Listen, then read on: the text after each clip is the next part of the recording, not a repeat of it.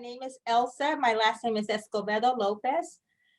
Some people pronounce it Escobedo because of the B and the V sound in the Spanish name. And so my maiden name is that, and my married name is Lopez.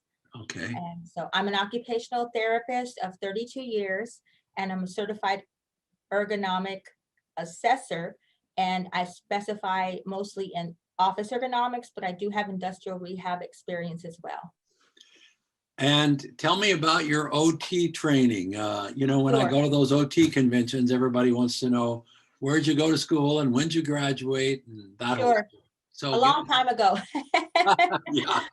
1988. So Oh. I went to Texas Women's University in Denton, Texas. And at that time we had the extension programs, whether it was in the Dallas Medical Center or the Houston. So I chose the Houston Medical Center to complete my studies there. And it was great because it was the medical center. So we had so many places we could do, partial internships. Back then, level 1s, level 2s, all of that. But back then we were required to have 9 months of clinical internship away after our schooling.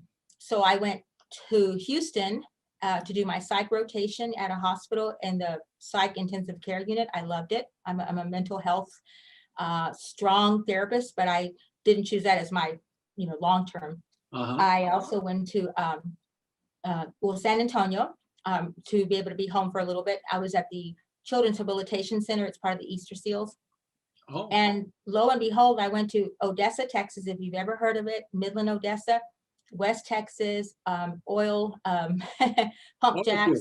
Yeah, oil fields. Oil field country. That's where I completed my third affiliation, which actually was a combination of adult physical dysfunction, we called it back then, and pediatrics, because they were very heavy with peds because of Easter Seals being their facility. Oh. Mm-hmm. And you saw children that you would probably never hear of these diagnoses because they were from all over the surrounding area back then.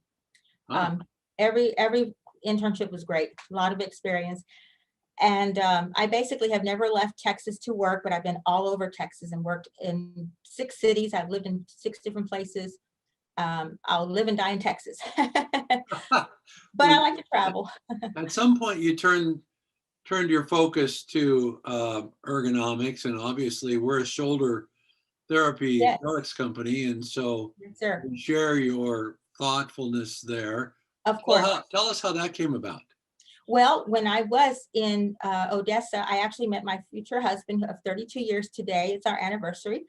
Congratulations. So that tie-in is nice because I was, I took my first work there in the Odessa Midland area, and I continued to do some of the familiar things of working with adults and working with neuro patients and some orthopedics, but I really tied into hand therapy and orthopedics. And I was employed at one point by what's called Work Steps. If you've ever heard of it, it's a physical therapy founded organization. And Larry Feeler was our physical therapist founder. I learned a lot about functional capacity evaluations at that time. It was primarily workers' compensation and industrial rehab patients and clients and contracts that they had. We did fitness testing for oil field workers. Mm-hmm. And I was involved with that. Very, very busy place, but I love being the only OT because usually there's not a lot of OTs. And so I really hung on to that. I love working with adults. I love the industry of work. I think it's so important that what we do and what we have to perform to provide for our families, provide for whatever we need has got to be in tune with our body and our mind to be able to enjoy the rest of everything else. If you can't dress yourself to go to work, well, you need an OT, right? But well, tell me this then. When I think oil fields in my mind, yes, I'm thinking about guys out on rigs and greasy and yes, moving around heavy stuff and pipe and things. Yes, sir. But you mentioned that office ergonomics. So yes, did it tell me about that transition or how that kind of flowed? Sure. Actually, it's really interesting because that part of the oil field, it was simulated in the clinic. It was awesome. And we had once in a while an office worker who would come in with a workers' comp injury.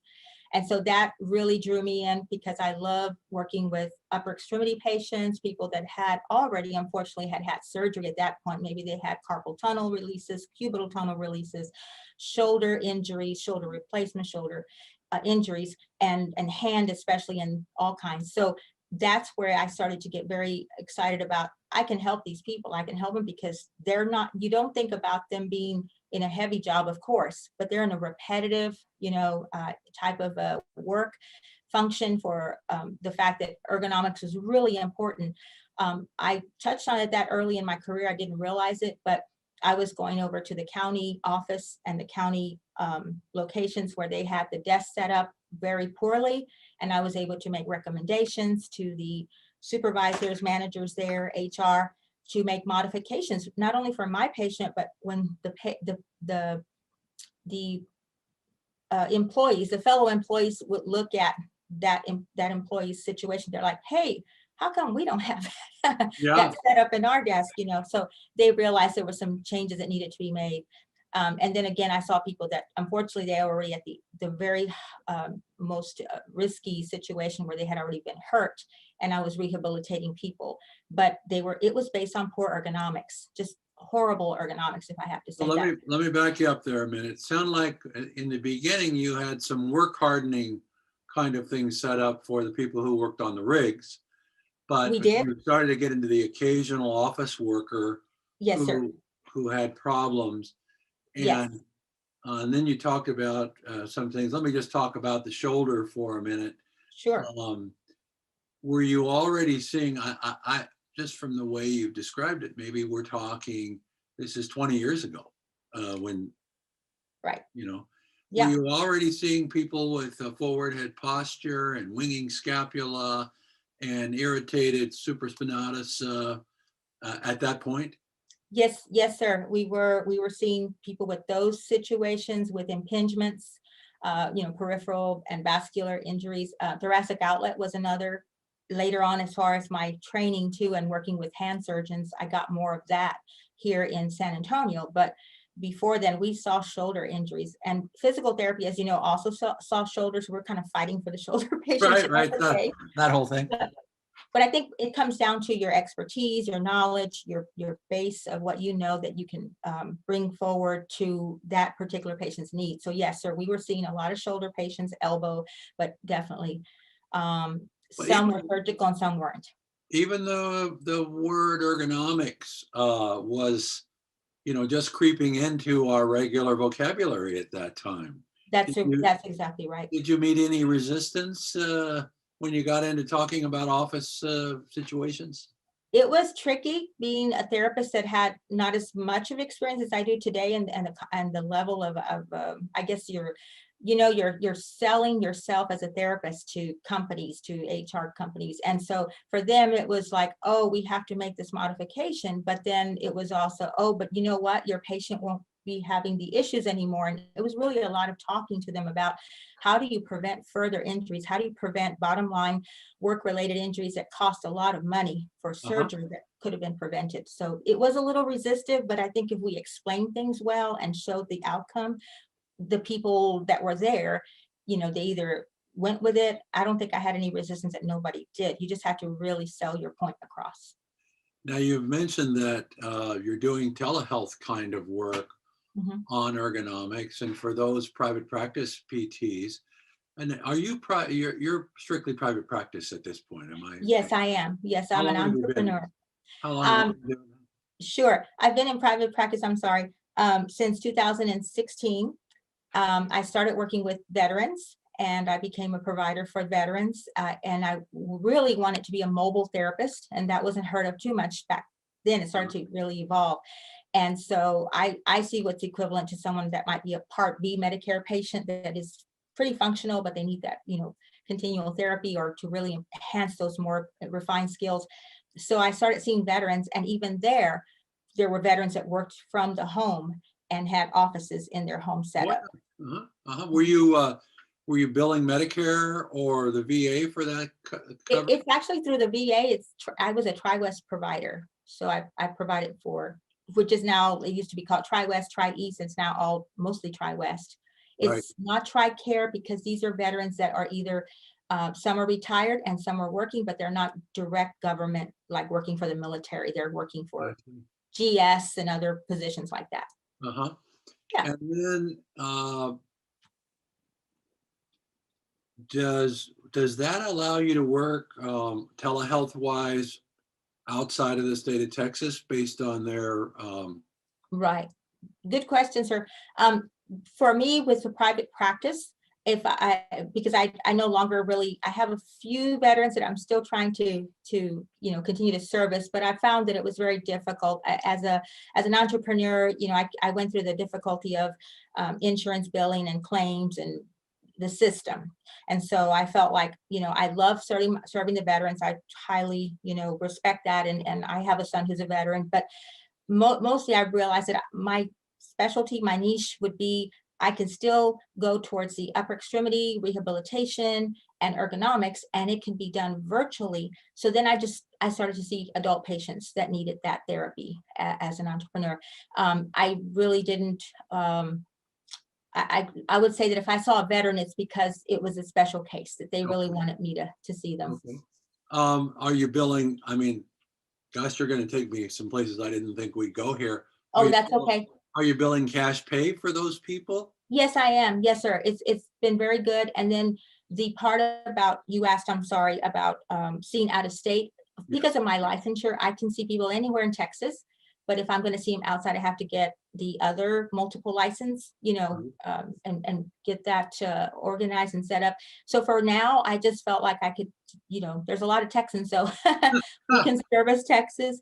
And but the ergonomics, on the other hand, can be done anywhere But globally. there aren't restricted billing codes for that. Correct. It's not a medical-based service. That's Right. correct, sir. Yeah. Well, that's fascinating. Are you following any of the cash pay podcasts and things online? And Yes, I can list a bunch of people that do cash-based, and they've been very successful, and I've learned so much from them. But I really enjoyed being able to do remote during the COVID, pandemic, when the brink of it was happening, because people felt like, oh, you don't have to see me personally and one-on-one, but you can provide something with your experience, with how you explain things, with me following up with them. And it's been very, very good to do and that. you were pre-COVID. You had already started doing some of that. Is that what Yes, I have. Yes, sir. I didn't do as much telehealth, honestly. I did more of the one-on-one because I love doing that.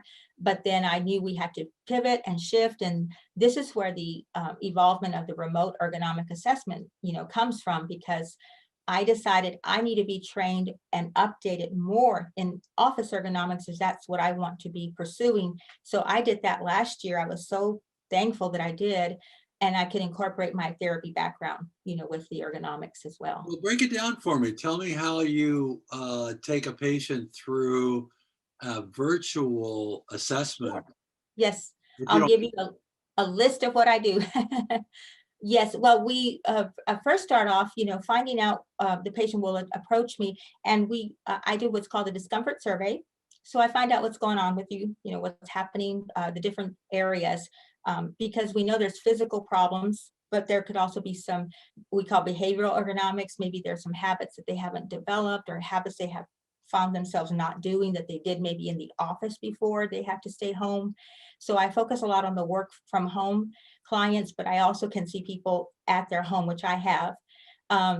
And then we go through assessing that survey, and then I ask for a specific listing of pictures of positions where they're sitting, how they're standing, if they're standing. I have them either have another person in the room take pictures for me, or if they have to do their own, they can set up their camera. Technology is great. We get a lot of good angles that we need. so let me just Go ahead, sir. tap the brakes here for a second. Are you advertising to find these people, or are you getting mostly referrals? Or tell me about how you engage with these people initially. It is difficult.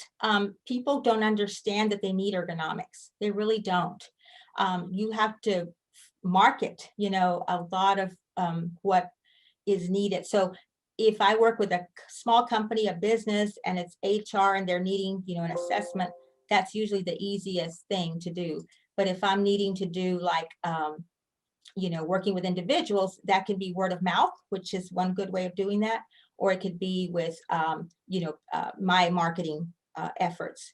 In the pandemic situation, you were ready, even though, even though Yes. you didn't know you were ready. So that's interesting. Yes, and that takes confidence to establish that you can do something in a different way with the same skills you've been doing all along, or learning even additional skills, just like we were talking about the picture taking and all of that. Yeah. Your Okay. last customers, where did you get them? Yes, sir. I mentioned word of mouth. I let people know what I was doing. I use social media, sending out emails, actually trying, and the other level of it is these are individuals. And these are people that might have their own business. They might be realtors that suddenly they're at home, and yes, they drive, to houses, but then they're at home like 8 to 10 hours working. Right, right. And so their setups need help. And then I also know that with HR and companies, that's the one that takes time to establish those relationships. And that's where I'm at right now, is learning to really work more with my community. So I belong to a women's business program or group in our city of San Antonio, Texas. And I also have visited the Chamber of Commerce groups there. And I feel those are really good ways to hone in and work with other businesses who need our services. You sure have a beautiful city. I've been to several conventions there, and always fun. Nightlife is kind of interesting along the river. The river, It is, yes. music. I'm sure it must be difficult during the pandemic. Are they starting to open back up those restaurants and things? They are, Rob. And what they've done is, even within the church level of community, it was it's now a 3-foot capacity, so that if you can sit someone 3 foot away from someone, it can fill up more people in there, and people will wear their masks. So that's the key. I mean, even though our governor said it's, your choice, I think it's that reverse psychology. People are, I still want to wear my mask, Yeah, and it took a while for all of us, but I think we've all kind of come around, and that's probably because we've all lost someone in our yes, circle, and definitely. it got real all of a sudden. It did. And us as for me as a healthcare professional, I know that was important, that we do everything we could to, keep our clients safe. And to me, remote was a really good way to do this, but I've also been able to go to people's homes and follow the COVID precaution. So to follow along your question about the order of what I do, Yes. is I'm going to split it just a little bit. If I do a remote, we're getting pictures, and we can do video, which is wonderful, because you want to see how a person naturally works. You don't just want them to pose for you, Yeah. And then those have been valuable. And then the on-site, which is what my company is called, work at home, office, or on-site, then that would be that I tell the person I'm going to be taking my precautions. They take their precautions for COVID, and I'm able to stand away from the person. I can measure, it's very, very safe, that we're not doing anything that's going to compromise their safety. So it's just enjoyable to see someone in person, but it's just as valuable to be able to do remote assessments. And I've done them out of state, where I can evaluate based on everything in ergonomics is very objective measurements, based on measurements. And so you're not going to get 100% measurement maybe with a remote assessment, but you're going to get the best you can. You can explain how to measure. You can, with your skilled eye, view things for like monitor height and distance, lighting, things of those type of issues that we look at. And basically, once that assessment is completed, then I have a full write-up of an assessment. It's very thorough. And either they receive that assessment, or the company would receive it if they're the payer. And we review everything. And what I like most of all is that I feel like it's important to follow up. So if someone does need equipment, we have a 2 to 3 week follow-up. Were they able to get their equipment in? Do they know how to set up their chair, for instance, or a desk, or whatever is needed, or both? And that's how the start of the relationship begins of my Do you have clients. any equipment companies that you're working with that are carrying good stuff? Well, basically, because of the COVID pandemic, we have had where people will order, their chair. I've been trying to work with some of the local vendors, but I'm really particular because I know it's based on their budget. It's based on the person's ability. And I ask them what is within your budget and what's the best chair I can recommend. So it's going to vary. It may be a chair that's mailed in or one that's local. I do ask them, please don't just run to Office Depot and buy a chair. Please let us help you figure out that that's best chair for you. Well, that's what I like about you OTs in general. You're pretty good at adaptation. Yes. Based on what the patient's needs and where they are in their lives. And so that's yes. One of the selling points for me that's really important is that we can be high impact, low cost. You don't have to have a ton of money to buy a bunch of fancy gadgets. In fact, some people will get them over Christmas. Like I got something, it was my husband's, wonderful heart to help me out with my stand-up desk, and he bought me this gadget, and I thought, okay, this is cool, I'll try it out. And lo and behold, I dropped my laptop because it wasn't stable. So I learned, we all learn. There's trial and error with different pieces of equipment. And I tell our clients, just because it's on TV or on the web doesn't mean it's the best thing. You really need to ask someone that knows about ergonomics. What are we doing with this piece of equipment? Is it going to help me or hurt me, or Let me ask you a couple of questions, kind of rapid fire. We hear from PT and OT clinics that about 20% of their business involves the shoulder. Yes. Because of your specialty, is that number accurate, or do you see more shoulder patients? I would say that we definitely see shoulders related to the upper back, to this, basically I consider the scapular region all shoulder and thoracic. So cervical and thoracic combined. So I think that percentage, even like you're correct about the 30%, maybe sometimes a little more. It's almost like there's hardly anyone that doesn't say my shoulders hurt or my neck's bothering me. And Yes. what about post-operative versus non-operative patients? What's your split there? Right now with the ergonomic specific, I haven't had as many post-op, and that's my goal, is to help people before they have to, go under.